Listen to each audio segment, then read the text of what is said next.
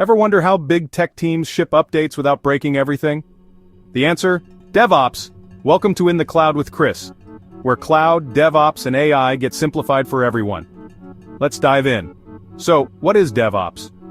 It's a culture and a set of practices that bring together development, that's the folks writing code, and IT operations, the people keeping things running smoothly.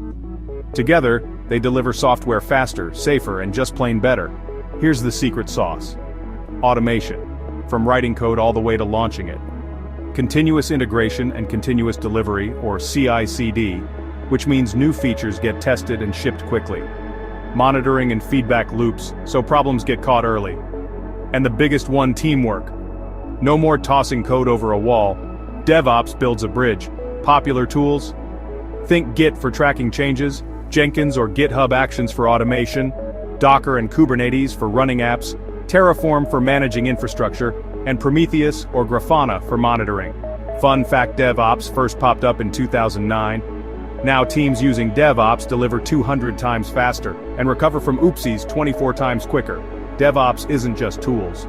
It's people, process, and automation, all working together.